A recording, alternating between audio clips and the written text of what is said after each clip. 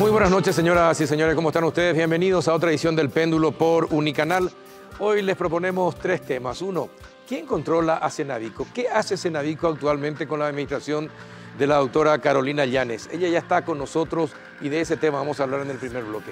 El segundo, vamos a hablar acerca del paquete de leyes anticíclicas que propone el Ministerio de Hacienda o el gobierno ante la situación económica que está atravesando el país. Lo había anunciado el ministro de Hacienda, quien va a estar con nosotros justamente para hablarnos sobre este tema, el doctor Benigno López. Y el último, vamos a hablar acerca de los problemas del campo, la proyección del campo, cómo se redujo la siembra, cómo se redujo la plata que ingresa. Se habla de unos 700 millones de dólares solamente en la industria del grano. Van a estar con nosotros el ingeniero Héctor Cristaldo, presidente de la Unión de Gremios de la Producción, y don José Berea, presidente de Capaco. Antes de ir a la pausa, les propongo, tomemos un café, Lavazza, que tiene un rico aroma, un gran cuerpo, y así disfrutamos mejor del péndulo. A la vuelta de la pausa iniciamos el debate.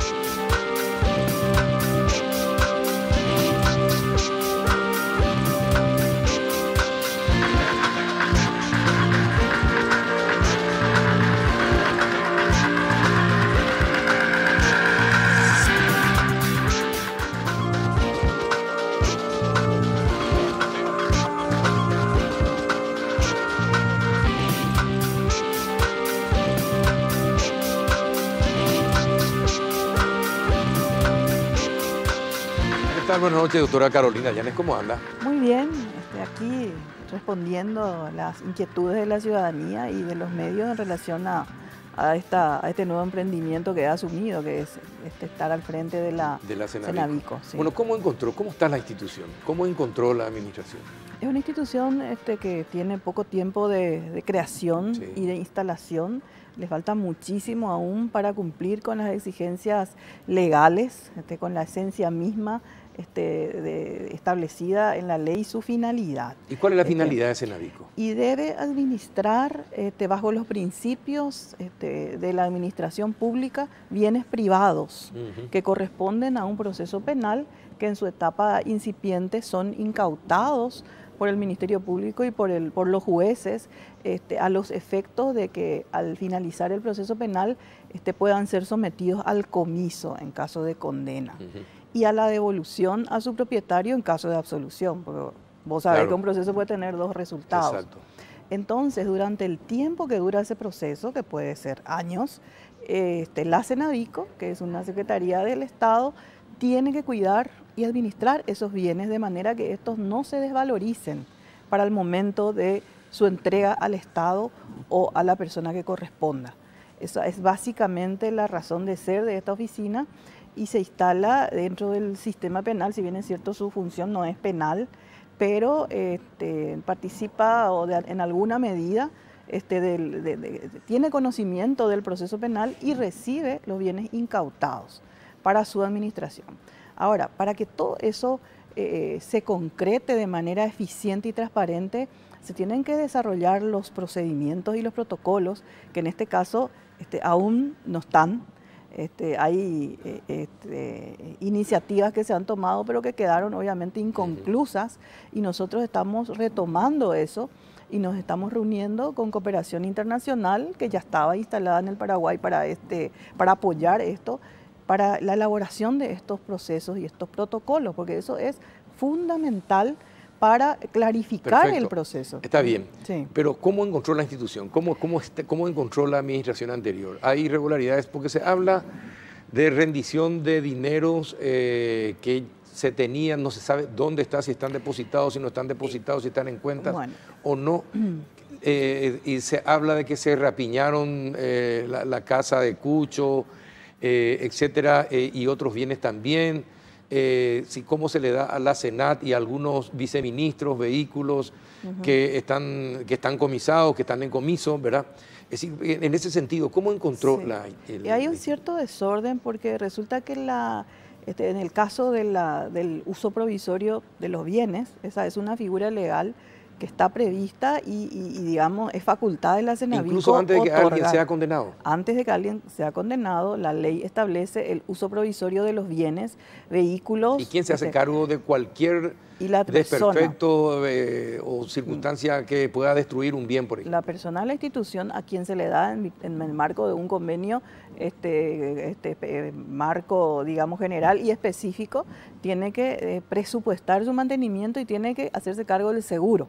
Y tiene que rendir cuentas periódicas sobre su estado. Y si la Fiscalía le pide para hacer alguna diligencia probatoria, le tiene que dar a la Fiscalía. Y si la Cenavico también le pide para ponerlo a la venta o alguna situación que pueda darse con el bien, también lo tiene que devolver.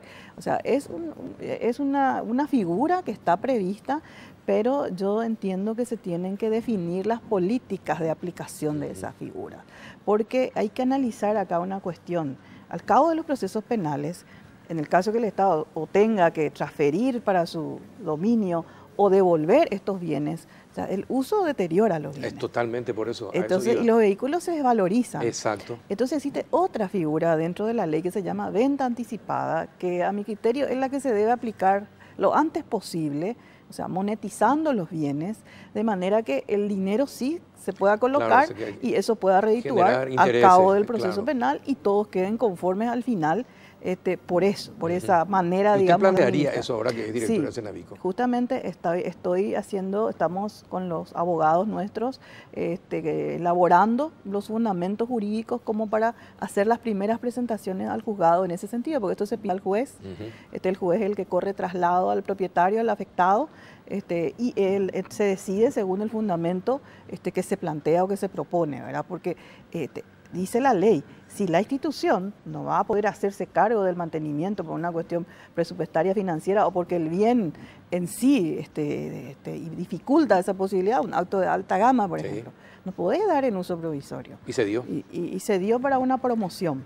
¿Y se dio para la Senada? Y para una promoción de 2 meses. Ahora ya hay una nota donde dice que se está devolviendo. ¿La Senada está devolviendo el vehículo? Se está devolviendo el Camaro. Bueno, yo eso voy a plantear dentro de esta facultad legal que permite la ley para que se monetice.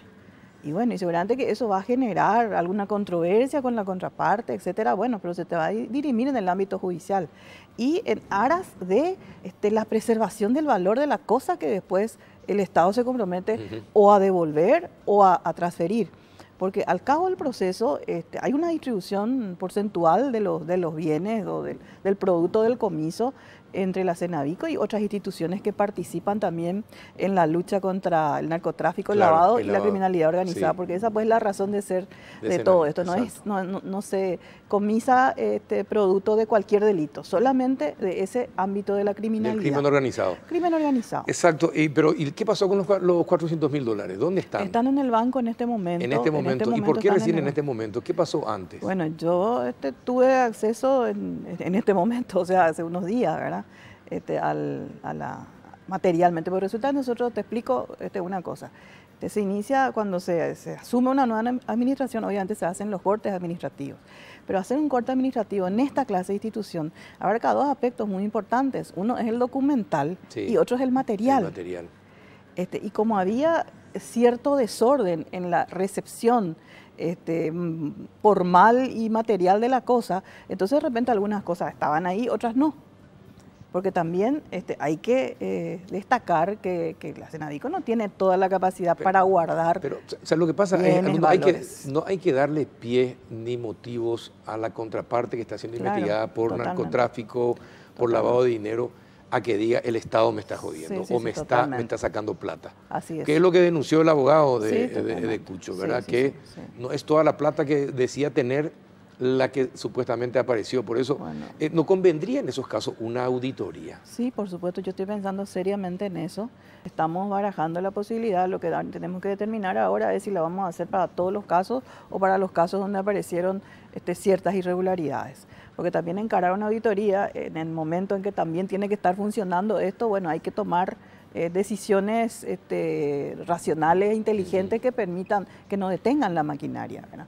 ¿Y no puede ser por áreas? Sí, por supuesto. La auditoría, porque si hace completo, va a dificultar el Así. funcionamiento de la Cenavico. Así mismo, pues no puedo paralizar, pero eso está dentro de nuestra consideración en este momento. Nosotros todavía no terminamos el corte material, tenemos que ¿Y encontró verificar algunas in irregularidades situ. o cosas que le llamaron la atención de la administración anterior? Sinceramente. Estoy encontrando algunas cuestiones llamativas en las administraciones que estoy recibiendo, porque acá se habla de terceros que están administrando. Todavía no voy a adelantar porque tengo que tener un panorama total de cada caso, Sí. cada empresa, cada estancia, como para decir, bueno, acá esto no funciona y debe modificarse, ¿verdad? Pero nosotros estamos en eso, desde el día 1 estamos en eso. Ahora, ¿y Recogiendo- cómo se decide, cómo decide Cenavico a quién entregarle, por ejemplo, una estancia, la administración del cuidado de una estancia, como la de Messer, por ejemplo? ¿Cómo decide Cenavico? ¿A quién le adjudica? ¿Cómo se hizo con la Quinta de Cucho? Bueno, Que hay una persona que aparece que uno le ve y dice, no puede tener los recursos para administrar un bien como este. Entonces, parece que ocurren situaciones raras en la concesión de esas administraciones. Y bueno, hay procedimientos especiales que tienen ingredientes del sistema de contrataciones públicas, pero no en su totalidad, porque se trata, como te dije en un principio, de administración pública, pero de bienes privados. De bienes privados, sí. Y de repente hay ciertos cuidados que hay que tener en relación a las personas, hay personas que temen dar su identidad y ese tipo de cosas, pero todo eso hay que manejarlo con muchísimo cuidado, que no sea tampoco en detrimento de la transparencia, ni por otro lado en detrimento de los derechos de la persona afectada, ¿verdad? Nosotros tenemos los procedimientos especiales y en el caso en que decidamos cambiar, volver a arrendar, etcétera, o ver qué otro destino se le puede dar, porque se le puede dar también un destino de uso provisorio a una institución del Estado. El tema es que hay que ver a qué institución y qué uso le va a dar. O sea, no es solamente el arrendamiento la única figura que se puede aplicar en estos casos, ¿verdad? Me preguntabas quién decide en el tema de los vehículos, por ejemplo, la misma ley establece que no se le puede dar a cualquier institución, sino que aquella que está trabajando en la lucha o en la prevención Que está relacionada con la lucha contra el lavado de dinero y el al lavado de narcotráfico. dinero y de repente se puede dar en el ámbito de las adicciones, de la reinserción social, porque finalmente lo que esta ley busca es utilizar el producto de la criminalidad para combatir y prevenir a su vez este tipo de conductas. Entonces se tiene que volcar de alguna medida a la sociedad a la que ha afectado el delito. Es como digamos, la reparación social del daño, ¿verdad? Entonces hay que establecer políticas de entrega de esos bienes. Y esas políticas tienen que tener en cuenta la alta posibilidad de deterioro que pueden tener algunos bienes y otros de qué manera pueden ser utilizados dentro de ese concepto, ¿verdad? Y eso se tiene que establecer, eso todavía no está establecido, no hay una política, no hay un criterio institucional, tiene que ser estatal para mí, porque la Cenavico es una institución de un sistema que maneja el poder penal del Estado y que se tiene que desarrollar y orientar en base a la política criminal del Estado, y eso no está claramente definido. Por ahí pasa para mí eso. ¿Cuántos años tiene Cenavico? En el 2018, febrero, creo que se habilitó. Se habilita. La ley salió a finales del 2017, la 5876, y se habilita en los primeros meses del 2018. Bueno, me da la impresión de que son instituciones que se crean para que Paraguay cumpla con los parámetros que le exigen aquellos países que están vigilándonos por lavado de dinero y narcotráfico. Sí. Y ahora, me da la impresión también de que, así como usted está contando, de que tiene un recurso muy pobre. Sí, no es una impresión, es una realidad. Es una realidad, no tiene recursos. Bueno, o sea, el ministro de Hacienda viene después. Sí. Ya está escuchando. ¿Usted necesita más recursos para Cenavico? Bueno, conforme a la estructura, a lo que exige la ley, a su organigrama, por ejemplo, que si bien es cierto se puede ajustar y todo eso, pero está desplegado como para cumplir esas finalidades legales, ¿verdad? Y eso todavía hoy en día no existe. El organigrama, por ejemplo, yo tengo uno, lástima no pude traer hoy, que está marcado en rojo todo lo que no existe a nivel presupuestario y obviamente no está implementado. Y es más lo que no existe que lo que existe. Es más lo que no existe que lo que existe. existe. Pero obviamente... Entonces es difícil hacer un buen trabajo. Sí, pero no imposible. O sea, Sí. uno se puede plantear una agenda en base a las posibilidades y buscar ser eficiente con los recursos limitados que tiene. Y esa es la idea que nosotros tenemos en esta administración. Cumplir con la ley en la medida que nuestros recursos nos permitan y dar resultados emblemáticos. Porque cuando el Paraguay tenga que ser evaluado en sus acciones con respecto a este flagelo, se van a evaluar o considerar determinadas cosas. ¿Qué hizo uno en relación a la parte técnica? Tiene todas las leyes. Las leyes están ajustadas conforme las exigencias internacionales y conforme los compromisos asumidos por el Paraguay a nivel Naciones Unidas y organismos internacionales en esta lucha. Perfecto. Ahora, ¿qué tipo de goles tenemos que meter para ser bien evaluados? ¿Qué tipo de goles? Tenemos que ser efectivos. Por ejemplo, tenemos que incautar de repente bienes considerables que permitan de alguna manera ingresar al Estado a través del comiso, ya sea el comiso ordinario o el comiso autónomo especial, bienes que después puedan utilizarse, por ejemplo, en la prevención de los delitos de narcotráfico. ¿Hay posibilidad de meter esos goles? Hay posibilidades de meter esos goles. Hay posibilidades, con lo poco que hasta el momento se ha avanzado, porque son casos grandes. ¿Quién controla Cenavico? Y controla, dentro de una república, obviamente, están los organismos de control institucional y constitucional, y por otro lado está la sociedad que puede acercarse a preguntar. ¿Pero hay alguna institución, la Contraloría? La Contraloría, la Auditoría del General, el Poder Ejecutivo, el propio Poder Ejecutivo, porque esta es una secretaría del Poder Ejecutivo. ¿Usted depende directamente del presidente? Sí, del gabinete civil de la presidencia del presidente. O sea, hay políticas estatales que el Ejecutivo va delineando y que nosotros tenemos que seguir. O sea, hay una estructura y hay una coherencia dentro de todo eso, y eso se tiene que dar de esa manera, ¿verdad? Le tengo que preguntar, antes de que se cierre nuestro bloque, doctora, dejando de lado Cenavico, todo lo que hizo en Ciudad del Este, ¿pudo llegar al fondo de la cuestión? O si usted tuviera que definir en qué nivel quedó todo lo que hizo en Ciudad del Este, ¿qué le podría decir a la audiencia? Nosotros corroboramos todas las denuncias realizadas de manera íntegra. Hay documentos, hay pruebas concretas. Hay documentos, tenemos un informe de más de 200 páginas dividido en dos aspectos: la gestión administrativa, que está interrelacionada también con la investigación propiamente dicha de los hechos denunciados, y nosotros hemos corroborado totalmente cada uno de los 15. Probado Con documentos. Tenemos un anexo documental de más de 1000 páginas que acompaña el informe de 200 páginas que fue entregado al Poder Ejecutivo, y el Ejecutivo a su vez al Legislativo. ¿No hay revanchismo político acá? No, yo no tengo nada que ver, yo ni les conozco. Yo los conocí ese día cuando tampoco siguió instrucciones para decir, no, tenemos que descabezarle a Zacarías y al grupo. Es que nadie me dio una instrucción en ese sentido. A mí el presidente de la República me dijo, anda, si encontrás elementos, y si no encontrás, ¿qué vamos a hacer? Si encontrás o no encontrás. Eso es lo que me dijo en esos términos, Malo. Y nunca me llamó para decir, esto hay que hacer o esto no hay que hacer. Él me dejó a mí libre, me permitió reclutar al equipo que yo busqué en las instituciones, comisionados, una parte, otra parte. Todo me dio la libertad absoluta en cuanto a lo profesional, a lo técnico, y en lo político nunca me dijo nada porque no es así, porque no lo hizo. Entonces no tengo por qué inventar ni decir lo contrario, ¿verdad? Ahora, hablando de contrataciones, ¿por qué su prima? Prima no. ¿Qué es? Un primo. Un primo. Sí, ¿Por qué su primo? Y porque ¿Y en qué cargo? Para estos desafíos se requiere contar con personas de confianza. ¿Y necesariamente tienen que ser parientes?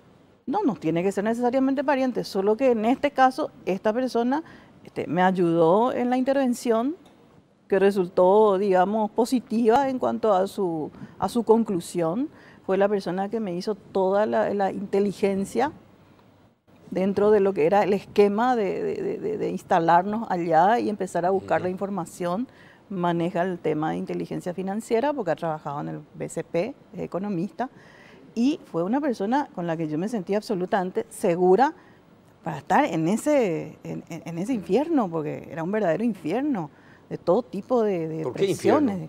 Y porque era como entrar a un avispero y movilizar y que todo te venga encima al mismo tiempo sin darte posibilidades de respirar, reaccionar, nada, todo eran ataques. Entonces yo tenía que tener personas de mi ¿Usted cree que el confianza. Senavico va a hacer la misma cosa? No digo que va a ser igual, pero tampoco es una institución sencilla, ¿verdad? Por más pequeña que sea, por más en etapa de desarrollo que se encuentre, lo que se administra no es poca cosa y la gente que está detrás no es, digamos... Le pregunto una cosa, ¿no sería mejor para Senavico que todo estuviese judicializado, que los jueces Totalmente. decidieran todo lo que es el manejo que tiene que tener cada una de las de los bienes que llega a administrar Senavico? Sí, sobre todo cuando hay controversias entre las partes. Exacto. Porque en este caso va a ser muy difícil que haya un manejo pacífico, porque siempre el que está afectado, ya sea procesado y sus bienes están siendo administrados en este caso por la Senavico, siempre va a tener alguna desconfianza y algún resquemor en relación a la persona que está del otro lado. Y está la administración judicial, que es una figura prevista en la ley y que es la que puede dirimir de manera garantizada y clara las diferencias que puedan existir. A pesar de todo lo que pensamos del Poder Judicial, del que yo pienso, usted como es parte, a lo mejor fue parte, no tiene la misma visión, pero ¿usted cree que él es capaz de manejarlo mejor? Y si le exigimos, si le controlamos, pedimos los informes periódicos, estamos encima de cada uno de los casos, ¿por qué no? Tendría que funcionar. O sea, yo no creo que tengamos que tirar por la borda todo el esfuerzo que se ha hecho por instalar un sistema que con sus luces y sus sombras ya está ahí. El sistema penal está de hace 19 años y debe ser considerado como una avanzada en materia de derecho y de Estado de Derecho, porque es juicio acusatorio, oral y público. O sea, todas esas cosas tenemos que hacer que funcione y esta oficina tiene que ver con el resultado de ese proceso, con el resultado material de ese proceso. Y finalmente se cierra el círculo, si vos llegás a condenas, esclareces los hechos punibles, llegás a condenas ejemplares y aparte tenés el resultado material de esos delitos condenados y eso lo revertís otra vez a la sociedad para que la sociedad se involucre en programas de prevención, de reinserción, etc. Por eso no tenemos pena de muerte, no tenemos encierro perpetuo, entonces nosotros tenemos que reinsertar a esas personas. Exacto. Teniendo en cuenta lo que está diciendo, ¿va a enviar la mayoría de los casos al Poder Judicial?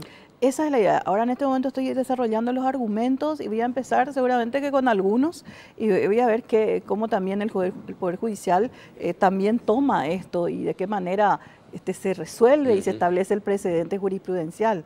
Porque esa es la ventaja también que tenemos, que estamos en un estado incipiente del desarrollo de esta institución donde podemos ir probando cómo se pueden implementar estos institutos. Perfecto. Doctora, muchísimas gracias por acudir. Sé que está muy ocupada siempre, pero muy gentil por haber aceptado la invitación. Gracias, Carlos, y hasta la próxima. La doctora Carolina Llanes, la ministra de Senavico. Después de la pausa estamos con el ministro de Hacienda, el doctor Benigno López. Ya volvemos.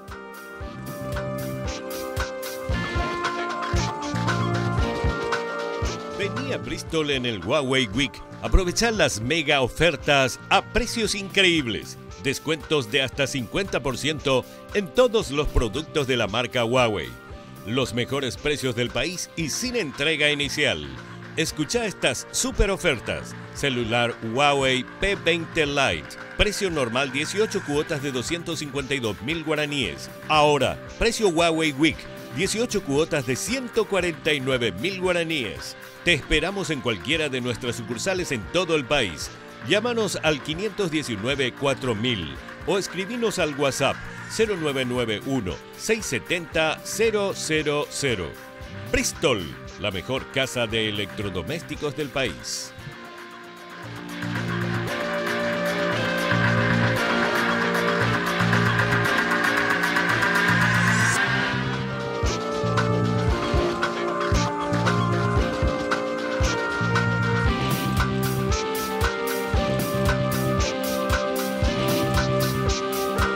está el doctor Renino López, ministro de Hacienda? Buenas noches, ¿cómo está? Buenas noches, Carlos. Un gusto estar contigo. Buenas noches a la audiencia. Bueno, estuve leyendo, le hicieron una entrevista el domingo y habló de un plan de reformas que va a presentar el gobierno. Sí. ¿Y cuáles son? Nosotros estamos trabajando en continuar la película. ¿Qué película? La película es Paraguay. Los últimos 20 años, Paraguay ha hecho un avance importante en la macroeconomía. De una economía de 7.000 millones de dólares, hoy estamos en una de 40.000. De un país en default, hoy estamos a un paso de grado de inversión. De un sistema financiero complicado, hoy estamos con un sistema financiero regulado, líquido, solvente, responsable. Una política fiscal que ha cumplido con su rol en los últimos años, una política monetaria también. Hace 20 años no era así. ¿Y qué hacer para tener una posibilidad de éxito en los próximos 20 años, donde los desafíos son enormes? ¿Qué porcentaje de todos estos cambios positivos son del sector privado y qué porcentaje de los gobiernos? Son todos juntos. Son medidas que van a afectar a la forma como estamos viendo hoy al Paraguay, ¿verdad? Es la reforma de la educación, que es transversal, es la reforma de la salud, que es transversal. Esos son pendientes, hay que hacerlos. Y todo hay que hacer. Sí. Es la reforma de la seguridad social, que es fundamental. Es la incorporación de la tecnología a través de la agenda digital, que es fundamental. Es el ambiente de negocios, mejorar el ambiente de negocios, que implican la presentación de 3 leyes en los próximos días. Una ley que permite la simplificación de los procesos de constitución de sociedades. Sí. Otra ley que permite unas garantías mobiliarias diferentes a las que se conocen hoy, que van a permitir que las pymes y mis pymes puedan desarrollarse mejor. Una ley que protege al acreedor en los procesos de insolvencia, de tal manera que los procesos sean más eficientes. En todo el mundo los procesos de insolvencia generalmente resucitan las empresas, acá mueren todas las que van ahí. Ahora, y por ejemplo, para mejorar el ambiente de negocios, ¿qué es lo qué se contempla? Porque, a ver, cuando ustedes dicen vamos a mejorar el ambiente de negocios, ¿a qué se refieren? Y nos referimos a estas leyes que son necesarias hoy y que hacen imposible que el ambiente de negocio mejore. Nosotros estamos arriba del puesto 100 en el indicador de ambiente de negocio adecuado para... ¿Y qué se considera un ambiente adecuado de negocios? Y mucho más bajo, ¿verdad? Estar en un ambiente adecuado no, pero ¿qué se considera? ¿Qué se tiene en cuenta? ¿Educación, salud? Todo. ¿Infraestructura? Educación, salud, tecnología, infraestructura, institucionalidad, el mandato de la ley, justicia, que funciona adecuadamente. Pero tenemos que refundar el país, entonces. Y pues tenemos que hacer. Sí, no, claro. ¿Verdad? Pues tenemos que hacer, y es un trabajo complejo, ¿verdad? Es tener un PIB que no solo sea un número nomás, sino que sea en beneficio de la gente, llegar al bienestar del ciudadano. Bueno, muchas cosas hay que hacer. Estás hablando ahora de llegar a la gente. Sí. Es decir, durante todos estos 20 años se habló mucho de la macroeconomía, ¿verdad? Pero la inequidad persistió. Y la plata en el bolsillo de la gente no llegó como se pretendía. Es decir, todos nos llenábamos la boca hablando de la macroeconomía, lo bien que estábamos. El Paraguay estaba posicionado, incluso estamos así nomás ya del grado de inversión, etcétera. Pero la inequidad es fuerte, es grande todavía. Entonces, ¿qué planes se tienen para eso? Y son las reformas estructurales que no se han hecho y que nos han acompañado el buen andar de la macroeconomía. Yo creo que la posibilidad que tenemos hoy de discutir estas cosas es justamente porque tenemos una macroeconomía sólida. Yo siempre suelo decir que tenemos que construir sobre lo que funciona. Y funciona un fisco responsable, funciona un banco central que cumple con su rol en el control de la inflación, funciona una ley de responsabilidad que impide un endeudamiento alocado y que permite que solamente se endeude el país para infraestructura. Eso está funcionando y funcionó los últimos 20 años y nos sacó de un pozo donde si no teníamos esta reforma, hoy seguramente íbamos a estar en otra situación. Ahora tenemos que hablar de lo otro. De la deuda que tenemos. Tenemos la deuda con la gente, tenemos la deuda en la calidad de los servicios, tenemos la deuda en la calidad del gasto, tenemos la deuda 25.000 millones en infraestructura para estar de acuerdo a lo que hoy necesitamos, tenemos deuda en tecnología, nuestro sistema sigue siendo todavía en papel, una deuda enorme en educación, una deuda enorme en salud, un problema enorme en la protección social, tenemos programas, pero no tenemos sistema, ahora tenemos un ministerio que va a permitir diseñar el sistema adecuado, tenemos un número horrible ahí. del monto total de lo que gastamos en protección social, 35% va al mayor de 65 años De todo y esto 2% al de 1.000 millones. De todos los problemas que está señalando, Sí.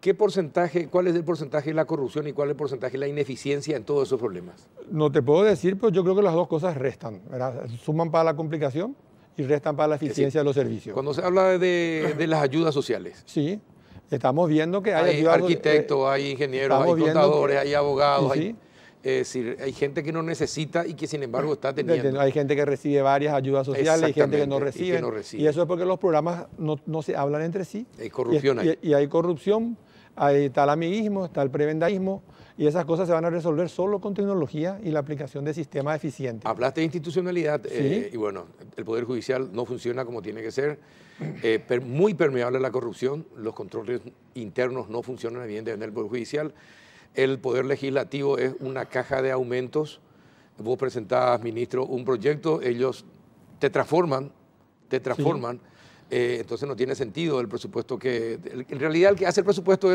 el Legislativo, no es el Ejecutivo. El Ejecutivo presenta un plan. Sí. Y ellos lo transforman como quieren. Yo Te creo hacen que- aumentazos a espaldas tuyas y entonces, yo creo que ¿cómo tenemos... institucionalizamos un pero país así? Yo creo que tenemos que mirar en el contexto. Una vez más tenemos que mirar la película. La ley de responsabilidad fiscal sirvió y mucho. Lo que ocurrió en el 2011 no ocurre más. En el 2011, ¿qué ocurrió? Se infló el presupuesto Sí, en 800 millones de 800 dólares, millones, sí. donde se comió todo el superávit fiscal que se construyó en casi 7 años. ¿verdad? Sí. Hoy son esporádicos, son menores, pero sigue siendo una amenaza, razón por la cual hemos tomado la medida de combatir desde el Poder Ejecutivo. El Poder Pero después Judicial... se inventó la matriz salarial para volver a aumentar más el salario de la gente de la función pública. Yo no sé si es así. Yo te digo, en el, Sí, en el porque la ministerio matriz salarial en el- era para que se terminaran las bonificaciones, se terminaran cómo eran los pagos por los títulos que uno conseguía, etcétera, etcétera.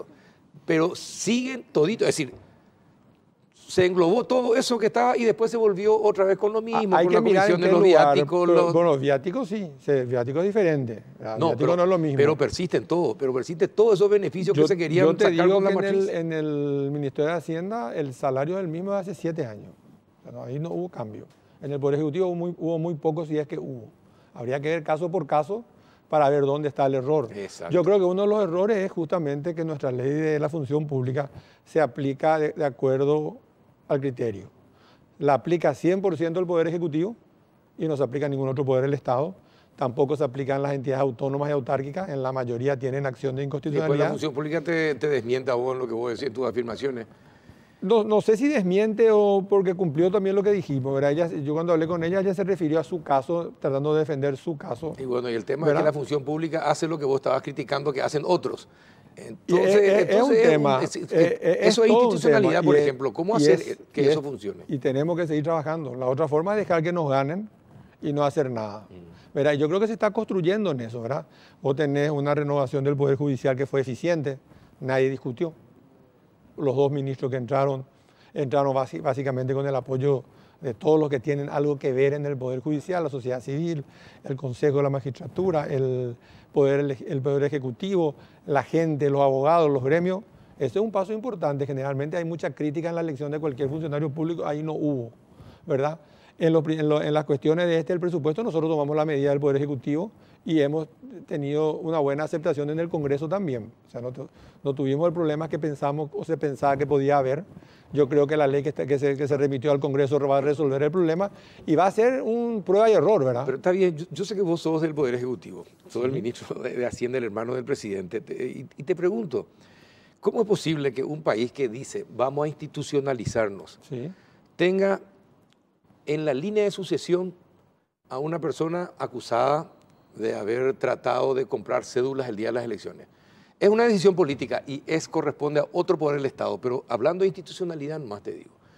Yo creo que el Poder Ejecutivo también tiene que dar una señal al Parlamento, decir, señores, no podemos, aunque sea de mi gallinero, al que están eligiendo, no debería elegirse. En la Cámara de Diputados, otro que está en la línea de sucesión, Miguel Cuevas, con problemas como intendente en Zapucay, con problemas como gobernador de Paraguarí en su rendición de cuentas. Si vos hablas de institucionalizar el país, ¿Sí? tenés que tener personas que no tengan esos antecedentes. Imagínate, ministro, en la línea de sucesión de la presidencia de la República figuran. Entonces, cuando hablamos de institucionalidad, hay que dar mensajes claros y el presidente tiene que bajar una línea. El ministro de Hacienda, si le puede decir al presidente, si le puede decir, yo creo que cuando están reunidos ahí como hermanos, a lo mejor le puede decir más directamente que cuando estás en la reunión de ministros, ¿verdad? Mira, pero son mensajes, no sé cómo te explica, son mensajes que si el Ejecutivo hace eso, el Poder Legislativo va a tener que hacer y el poder Judicial va a tener que hacer también lo mismo. Por eso que es tan importante ese tipo de conceptos cuando se habla de institucionalidad. Pero yo creo que hay que mirar también cómo funciona el Estado, ¿verdad? El poder se ejerce entre los tres poderes de manera independiente con control recíproco, dice la Constitución. O sea, nosotros no tenemos desde el Ejecutivo ninguna posibilidad de influir la decisión. No dice que se vayan y pongan un tanque ahí y le digan voten en tal dirección. No se puede luego tener injerencia en el otro poder del Estado. Cada poder es independiente y autónomo, con todas las potestades constitucionales de elegir sus propias autoridades, y eso tiene que estar todo en un proceso, ¿verdad? La institucionalidad también implica el principio del debido proceso, la presunción de la inocencia, hasta que haya un juez que condene. Hay que respetar todo eso, nosotros no podemos tomar medidas sin respetar eso. Totalmente de acuerdo, pero también se puede bajar una línea que se llama ética nomás, que es una cuestión que nosotros, yo tuvimos en el colegio, teníamos esa materia de ética y moral, ¿verdad? Sí. Ya no hay más ética y moral hoy día, pero bajar una línea, señores, vamos a tratar de elegir a los mejores. Sí, pero es un proceso que escapa al Ejecutivo. O sea, nosotros no se puede involucrar. ¿O le puede decir a alguien no te presentes?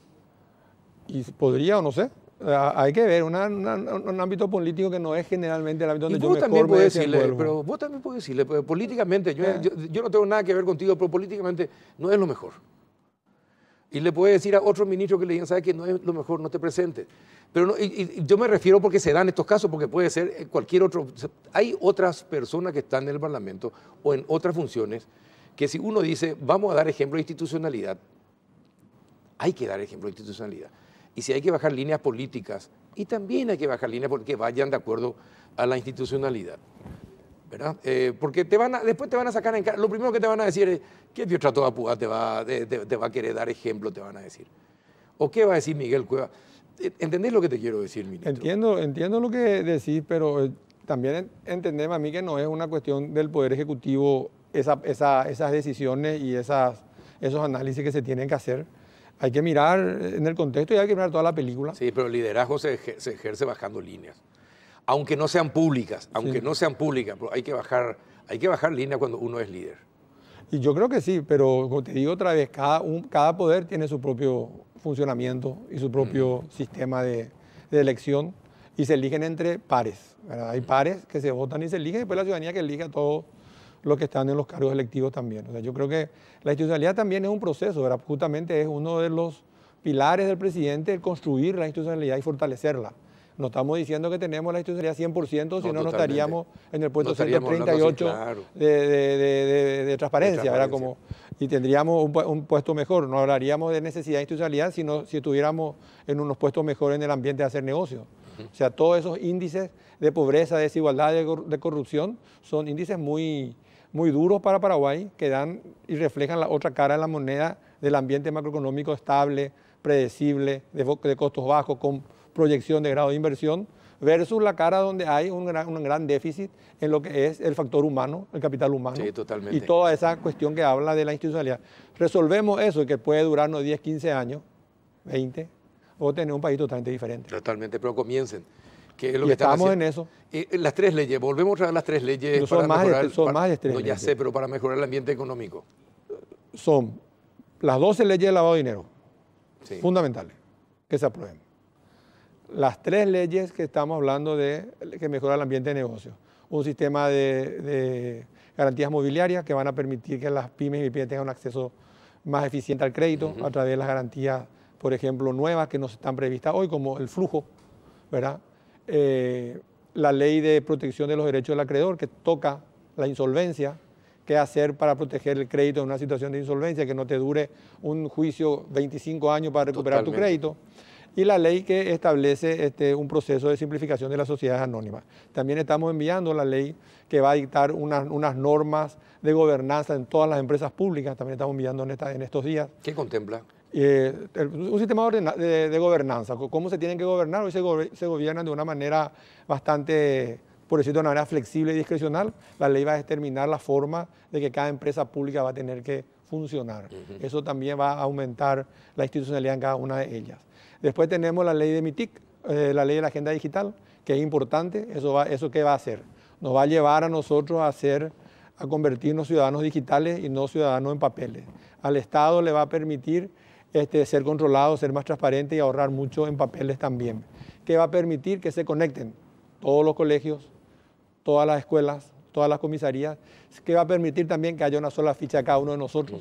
O sea, que no tengamos un número en la cédula de identidad, otro número en otro documento, la ficha digital, la ficha médica, etcétera, etcétera. Eso va a ser un paso enorme en transparencia institucional. Sí, esas son leyes que son importantes. Después de tener los dos temas que son fundamentales para salir del pozo que estamos en materia de capital humano, educación y salud. El plan de transformación de la educación está empezando a andar, la transformación de la salud está funcionando adecuadamente, hay avances importantes ahí, y son todas cosas que no vamos a ver mañana. Vos haces una ruta este y vas gobierno no va a haber muchas. Pero el presidente quiere ver eso, porque el presidente se preocupa de la próxima generación y no de la próxima elección. Él dice, yo no soy candidato a nada. Y él dice, yo no vine para no cambiar nada. Entonces yo creo que esos dos lemas que él tiene y que él cumple y que va a cumplir, te tienen que dar la esperanza de que va a impulsar los procesos de reforma que dice y que estamos nosotros abocados en llevar adelante las instrucciones que él nos da. ¿Cómo haces un fisco más responsable? Y el fisco es ya responsable. Sí, pero hablaste de un fisco más responsable. Estamos trabajando en un presupuesto por resultado, de tal manera a tener un presupuesto en base a los proyectos y a los fines que uno tiene que cumplir y no solamente a las necesidades. Estamos proyectando un presupuesto a los próximos 5 a 10 años para saber qué vamos a recaudar, cuánto vamos a recaudar, qué vamos a gastar y qué necesitamos para ser más eficientes. Estamos apuntando a la mejora del gasto público con dos leyes que yo creo que van a ser importantes y podemos sacar como resultado del trabajo que estamos haciendo. Uno, que afecta al sector público. Yo creo que tiene que haber una ley única para todo el sector público que regule las relaciones laborales, funcionales y la forma de pagar el salario. El Estado paga mal, porque paga muy bien donde no tiene que pagar y paga muy mal donde tiene que pagar algo mejor, ¿verdad? Y la buena noticia ahí es, ¿cuál? 65% de los funcionarios públicos tienen más de 45 años. Quiere decir que en 15, 20 años nos vamos todos, aunque no querramos irnos. Entonces, si vos tenés una nueva regla para el ingreso de los funcionarios, va a tener reducción del personal, va a tener gente más calificada, va a tener gente que se va a deber a sí mismo y no al país, va a tener una carrera pública adecuada y va a tener resuelto el problema en el tiempo, a la medida que va mejorando la educación. En el sector docente también, 40.000, nosotros escuchamos todos los días en el FEI, 40.000 maestros van a ir a jubilarse en los próximos 10 años. Y tenemos que ver cómo vamos a reponer. Probablemente no necesitemos 40.000 maestros, porque esa es la discusión que también tenemos. Tenemos 90.000 docentes, pero no sabemos si son todos docentes y tienen que ser. Tenemos más de 5.000 escuelas, pero en algunas hay 40 alumnos. Y todo eso implica hay que revisar. Y hay que revisar. Y lo de la escuela ocurre con los hospitales y ocurría con IPS también. O sea, cómo se crean, cuál era el factor decisivo para construir la escuela o hacer el hospital o ver hospital de salud en la calle A y enfrente el centro de IPS. Así mismo. Entonces estamos trabajando en unificar los servicios de una manera que sea más eficiente a través de prestaciones de servicios tarifadas que IPS y el Estado se puedan compensar. Y entonces que el ciudadano no tenga estrés de entrar en uno o el otro y los médicos le puedan atender a todos a la vez. Eso puede ahorrar del 30% del presupuesto de IPS y 30% del presupuesto de salud, suma 500 millones de dólares al año que te puedes usar en otras cosas para satisfacer otras necesidades. Bueno, dos cosas. Otro tema importante es la protección social. Vos no podés estar gastando como estamos gastando. Exacto. 7% de los ciudadanos llevan el 35% del presupuesto de protección social, que son los mayores a 65 años. En los primeros 1000 días gastamos el 2%. Entonces, ¿qué quiere decir eso? Que mientras no haya seguridad social, ese 35% va a ir creciendo geométricamente en la medida que ese 7%, el bono demográfico vaya llegando a su punto final. Entonces, si no tenemos resuelta la seguridad social... ¿Cuánto tiempo para que explote? si no se hace Y no, yo no quiero hablar, yo no quiero hablar con este título catastrófico. De repente solo decir algunas cosas también que salen así como que yo digo, pero no es que explote, ¿verdad? Tenemos que tomar las medidas. Lo mejor es tomar las medidas a tiempo. Si no se toman, si no se toman las medidas, algún día va a explotar. No, y va a ser más caro. Y yo creo que va a ser más temprano que tarde. ¿Cuándo es más Y no te puedo decir el número, no quiero tampoco asustar a la gente, pero asustar a la gente, a lo mejor así tomamos la medida que tenemos que tomar. No, la gente no se asusta hasta que no pasa. Si vos te pones a pensar qué pasó en Banco Central y Hacienda, te remontaba la crisis. Explotó el sistema financiero. Ahí salimos todos heridos, baleados, y ahí se empezó a cambiar. Entonces, esa es la experiencia que tenemos que usar. Nos costó cerca del 8% del PIB. Y recuperarnos no tardamos casi 8 años. Bueno, vamos a esperar que ocurra eso en seguridad social, vamos a esperar que ocurra en salud, vamos a esperar que ocurra eso en educación y que no tengamos a nuestra gente con las habilidades para el siglo XXI, las capacidades cognitivas. Vamos a seguir esperando. O vamos a hacer algo ya ahora que probablemente ni vos ni yo veamos, porque va a llevar su tiempo, pero vamos a dejar un camino a andar. Entonces esa política tiene que ser política a largo plazo. Bueno, está bien. ¿Va a haber más impuestos? ¿Se van a recargar tabaco y otro? ¿Va a aumentar impuestos en el proyecto que tienen? En el proyecto yo quiero volver a hacer claro, nuestra idea principal es que sea más simple, más equitativo, que el poder recaudador tenga más facultades, que se pueda intercambiar información, que nos adecuemos a la OCDE, a las leyes de Gafi, y eso solo ya va a dar una ampliación de la base tributaria. No seas canciller, sé ministro de Hacienda, no vaya a ser de canciller, sé ministro de Hacienda. Y después, respondeme bien, te pregunté bien. Sí. ¿Van a aumentar impuestos? Los proyectos económicos que van a presentar, sí. ¿Algunos incluyen aumento de impuestos? Yo te cuento que hay 4 productos que están en discusión. Olvídate lo que están allá al otro lado del... No, pues que van a entrar después, olvídate de ellos. No. Olvídate de ellos. No, pues no son ellos, nomás están los que están viendo tu programa hace mucho. Sí, por eso. Bueno, te voy a explicar. ¿Para quiénes sí? Te voy a explicar. 3 cosas. El tema es impuesto a la renta. Sí. El impuesto a la renta, ¿cómo nace? Nosotros asumimos el gobierno y nos sentamos a hablar con el sector privado porque había una interpretación que le complicaba de sobremanera la forma de liquidación del impuesto a la renta porque había una discusión de lo que se deducía. Sí. Nos pusimos de acuerdo, retrocedimos 2 pasos y nos pusimos de acuerdo en que íbamos a resolver en la ley qué iba a ser deducible, qué no iba a ser deducible, la finalidad del impuesto a la renta, si iba a seguir siendo formalizador nomás, si iba a seguir siendo recaudador nomás. Y esa discusión la estamos teniendo y estamos avanzando muy bien. Pero yo creo que van a haber novedades positivas en ese aspecto de tratar de tener un sistema de impuestos que sea más justo y más equitativo. Eso se va a hablar. ¿Qué hablamos también? El año pasado se presentaron 4 proyectos de leyes, uno que le afectan a tus invitados que están viniendo en el próximo bloque, ¿verdad? El tema del tabaco, las bebidas azucaradas, el alcohol, la comida chatarra, lo que llaman los impuestos al pecado. Ese querramos o no, va a haber un aumento, ya sea porque acordamos nosotros o ya sea porque el Senado y el Congreso van a decidir. Estamos trabajando también, nosotros creemos que hay espacio para que el Ejecutivo tenga mayor discrecionalidad en generar aumentos en la medida que pueda. Nosotros vamos a plantear algo en ese sentido, ¿verdad? Tenemos también que hacer el análisis del impacto en la salud, que es realmente importante, y un costo-beneficio, cuánto gastamos en salud, cuánto implica en la fuente de trabajo, cuánto implica en impuestos que tenemos, es real o no que ese mayor impuesto va a generar menos fuente de trabajo y menos ingresos, qué va a pasar, o se va a ir todo al contrabando y al mecanismo irregular de producción de bienes. Y el otro tema que tenemos, esos son los temas que tenemos en la perspectiva. No tenemos la idea de tocar IVA, no tenemos idea de hacer un aumento alocado. El impuesto a la exportación, por ejemplo, no estamos hablando de ninguna de esas cosas que pueden hacernos perder lo que tenemos como eficiente. Somos un país competitivo porque tenemos costos bajos. Y la idea del presidente es luego no tocar los impuestos. O sea, si fuese por él, esta conversación a lo mejor no tendríamos todavía, porque eso él piensa. Él dice que tenemos que tener un país de costo bajo, los impuestos tienen que seguir trayendo inversiones y en eso estamos trabajando. Hay un buen ambiente, hasta donde yo sé, te van a confirmar ellos después, de que estamos trabajando en un conjunto y creemos que vamos a terminar dentro del plazo que nos dio el Congreso. Y esa es la discusión que tenemos con algunos. ¿Por qué terminamos el impuesto antes que el tema del gasto? Que es la crítica que estamos recibiendo. Es sencillo, porque el tema del impuesto teníamos un plazo. Nos fuimos al Congreso en octubre, donde habían estas leyes que se iban a tratar. Le dijimos al Congreso, nosotros vamos a ponernos de acuerdo, vamos a traer algo consensuado o vamos a traer algo mayoritariamente consensuado para que no sea algo que no tenga sentido.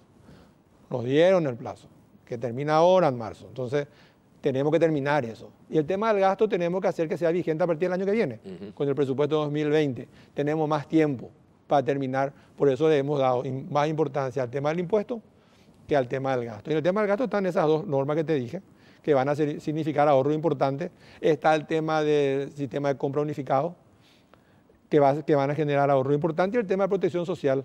¿Qué nos dicen todos los análisis que tenemos? ¿Dónde gastamos mal? Gastamos mal en salario, gastamos mal en protección social y compramos mal.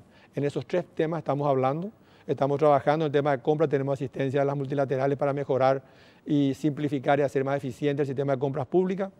Estamos trabajando con leyes para presentar que van a permitir una regla nueva de acá en adelante sin afectar derecho adquirido, que es muy importante. Y vamos a trabajar también en seguridad social, que vamos a presentar seguramente algo a fin de este año o el año que viene. Queremos que sea más participativa la discusión en ese tema, que es realmente complicado. Por último, en cuanto a seguridad, las cajas fiscales. Sí. Enormes deudas, sobre todo las cajas públicas. ¿Cuál es la más deficiente de todas?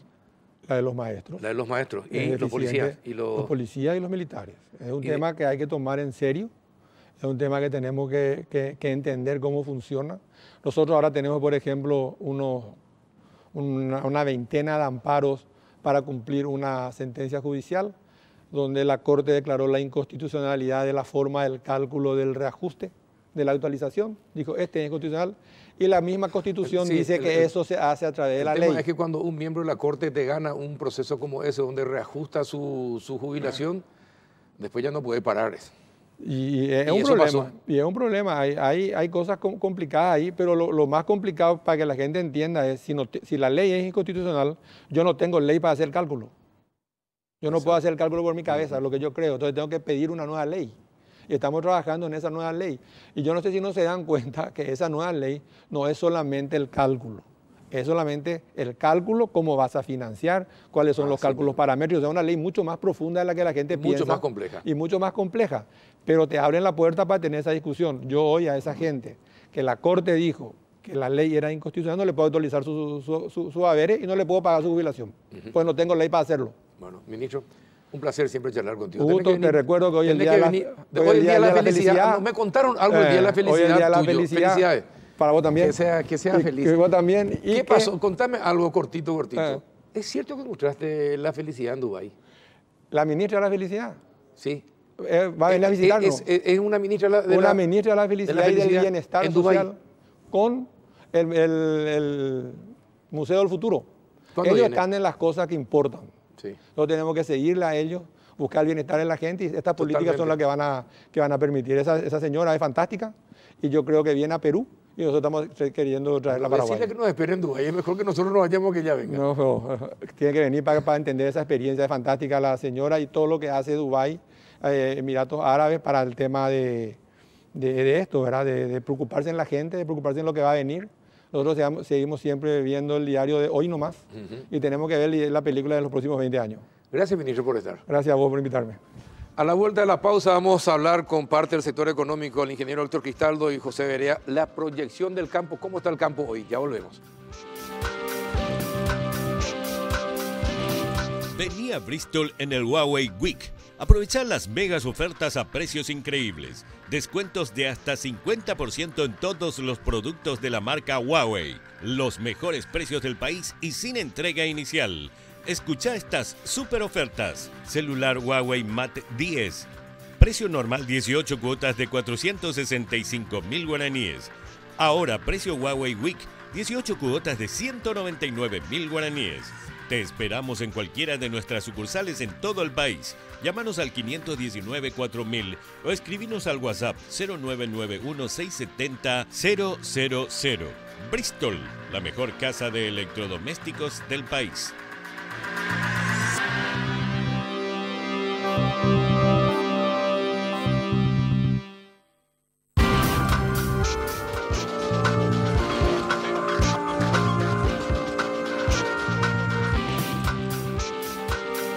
¿Qué tal? Buenas noches, ingeniero Héctor Cristaldo. ¿Cómo anda? Buenas noches para vos, para la audiencia.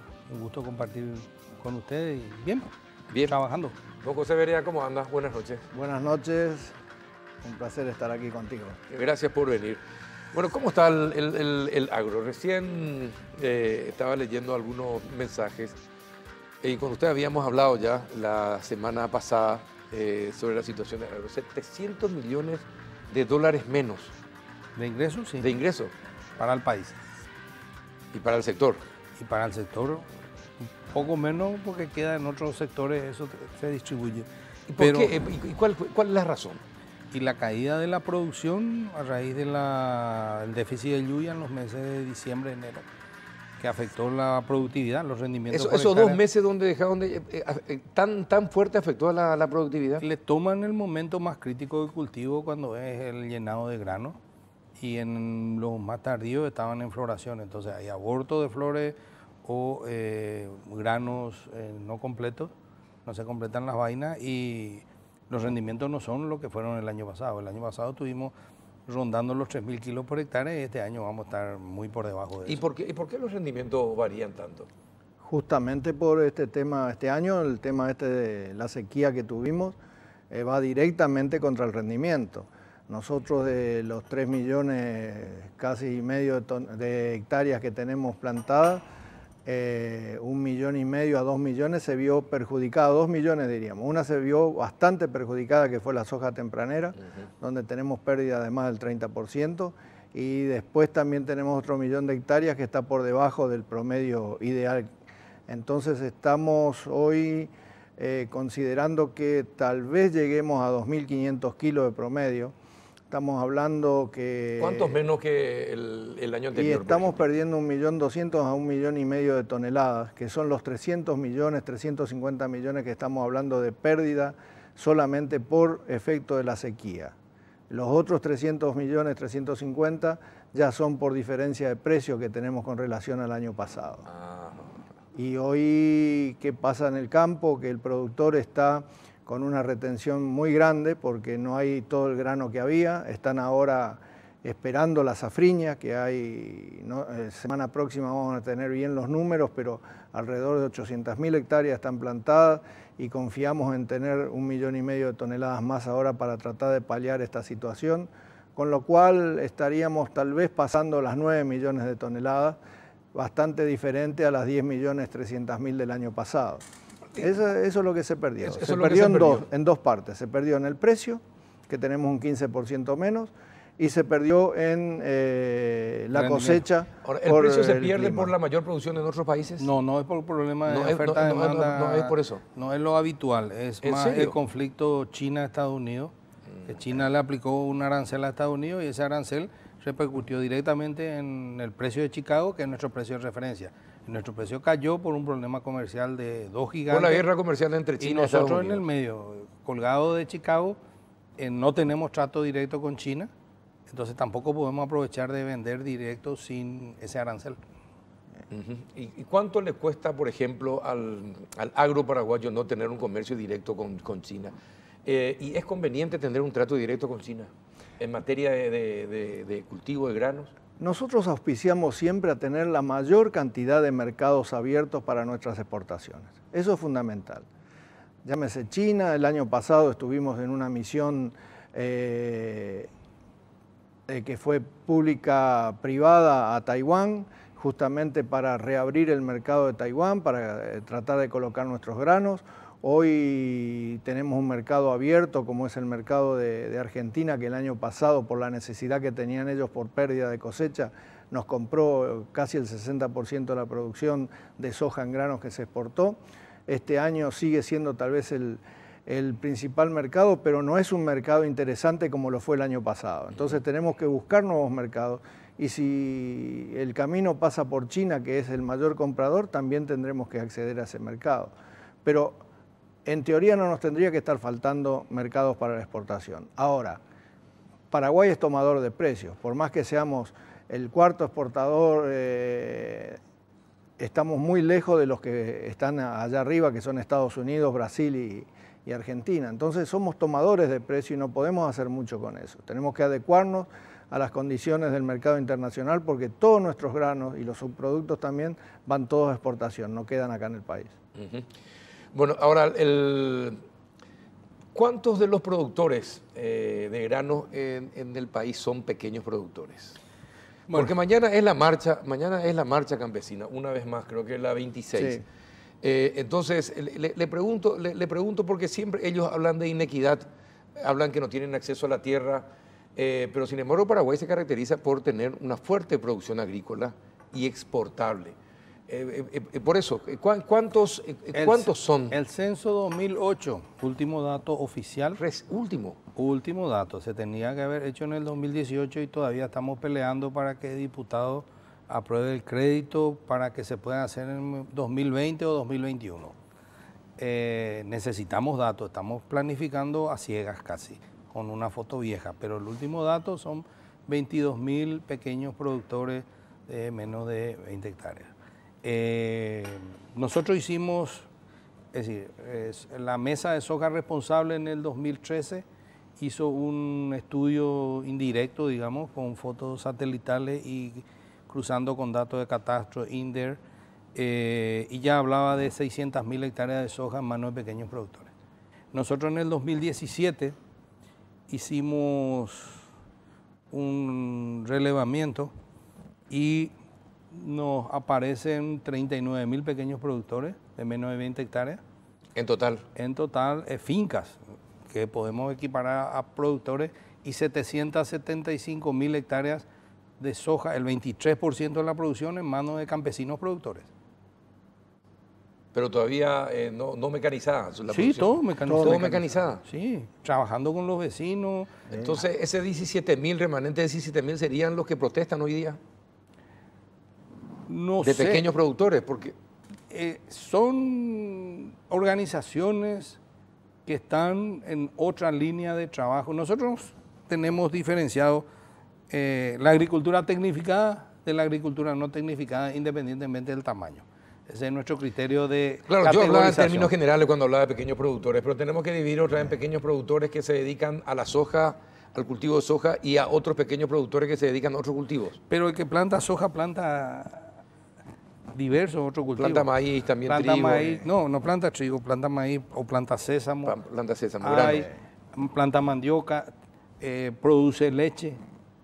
Tenemos nosotros trabajos realizados en lo que le tenemos un proyecto que se llama de integración productiva, que es el trabajo entre pequeño, mediano y grande, el trabajo armónico entre vecinos. Y los vecinos medianos o más grandes le apoyan a los pequeños.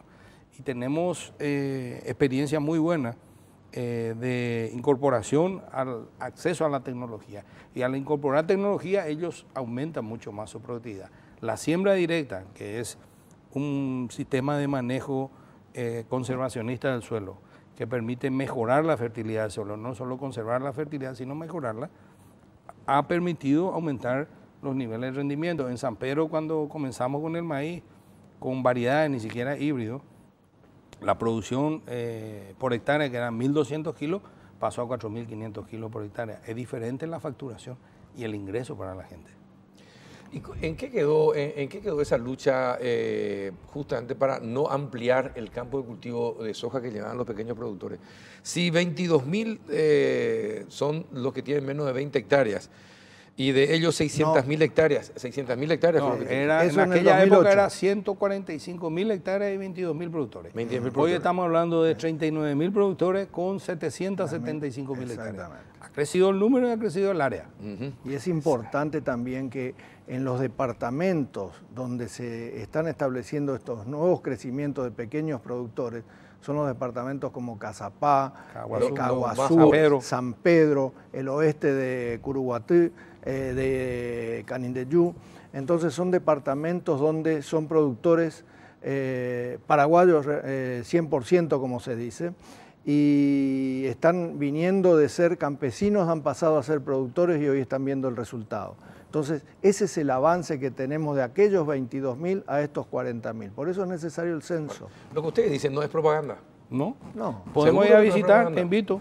Vamos a elegir la cena. No, para nada. Te pongo Entonces, ¿de 5 dónde Yo lugares. le diría que más de propaganda es Yo orgullo. creo que se está trabajando con foto vieja y un discurso desfasado Mira, de la ¿a realidad. quién le conviene un Interesado. discurso? ¿Y a qué sector le conviene? Porque ahí interesado. te voy a poner, preguntar cuánto se gastó en los últimos 15 años en el rubro 800, que es transferencia del Ministerio de Agricultura y Ganadería. Hicimos un estudio de 15 años, 1.200 millones de dólares. Eso es regalo de pollito, carretilla, pala, asada, machete. Con eso no se sale adelante. No, no se sale adelante. Los resultados no se ven, pero 1.200 millones de dólares, Carlos, son casi 80 millones de dólares por año. Y en los años preelectorales eso llega a 100. Te puedo mostrar las estadísticas. Es decir, que se está asistiendo al campesinado de sea, una manera clientelista, clientelar. Se está trabajando en modo piñata que no tiene resultado en la productividad. No se le está Y sí, dando es una cuestión clientelar. la educación agrícola que se le debería dar. Eso es lo El ministerio fundamental. tendría que transferir conocimiento Sí, totalmente. y no cosas. Es decir, el Ministerio de Agricultura no debería luego empezar a repartir asistencia. No, no es ese su No, rol. no debería ser su rol, ¿verdad? No es su rol.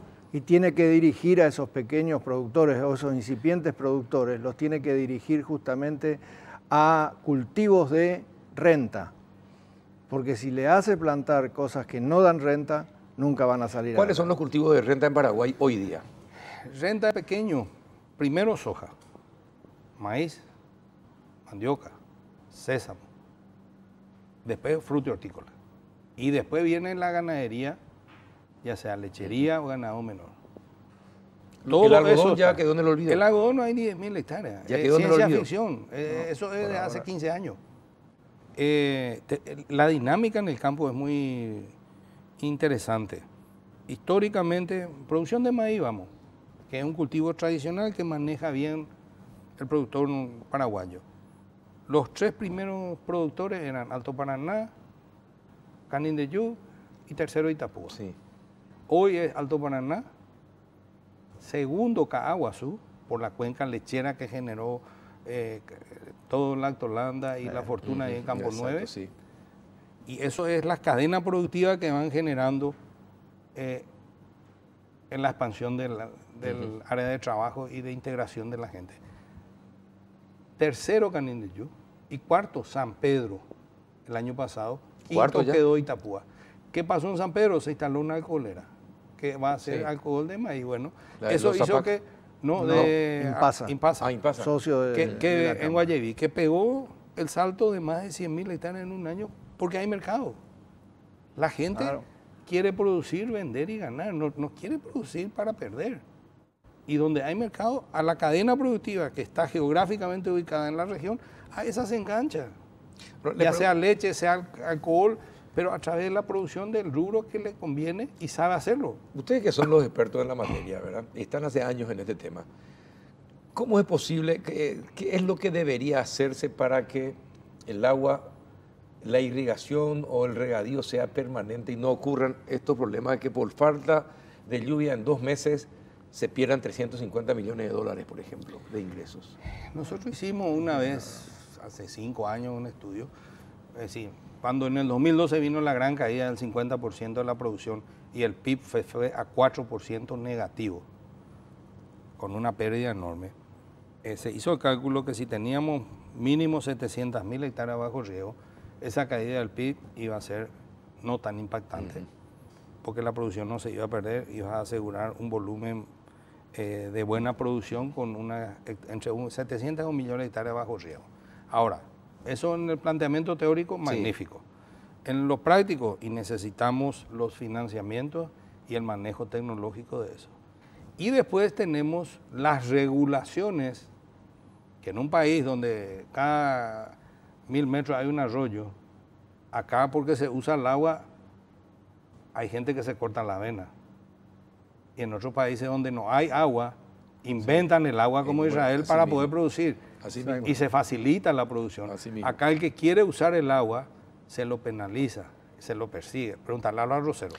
Ahora, no, claro, siempre que se haga de acuerdo a las normas ambientales y conforme a la ley, porque tampoco es la cuestión de hacer una represa para quedarte vos con toda el agua o Estamos desviar. de acuerdo, pero hay una tendencia. Hay regulaciones que deben Estamos de respetarse. acuerdo. El Siempre- uso siempre una racional ley. de los recursos, Así estamos de mismo. acuerdo. Y el uso sostenible de los recursos. Así mismo. Pero también se están inventando regulaciones solo para cobrar más. Pero eso es a nivel municipal, a nivel, A nivel- de gobierno departamental o a nivel nacional. Comienza, yo creo que a nivel nacional, y los vicios más pequeños que se transforman en grandes están ya a nivel regional y municipal. Ahí es donde le cuesta justamente a ese productor después.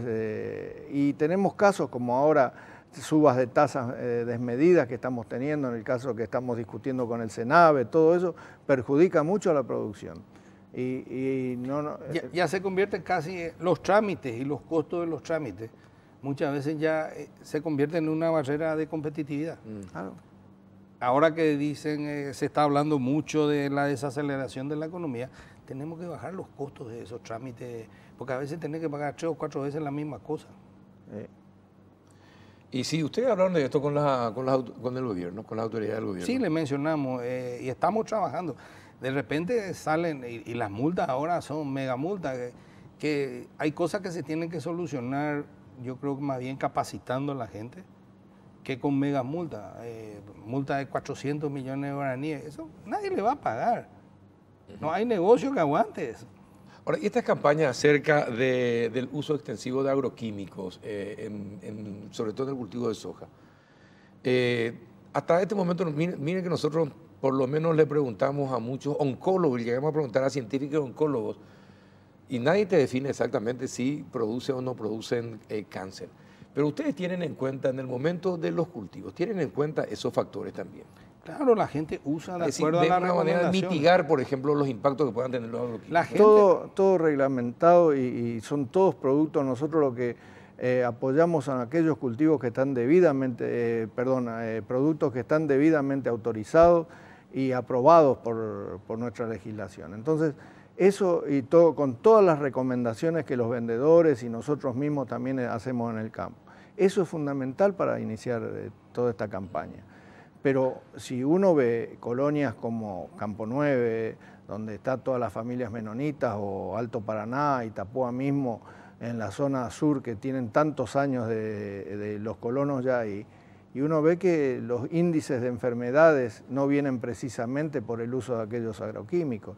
Entonces yo creo que también hay mucho de esta cosa interesada que viene por distintos motivos, pero hay que profundizar en esto y nosotros creemos que bien aplicados son ventajosos estos productos, ¿no?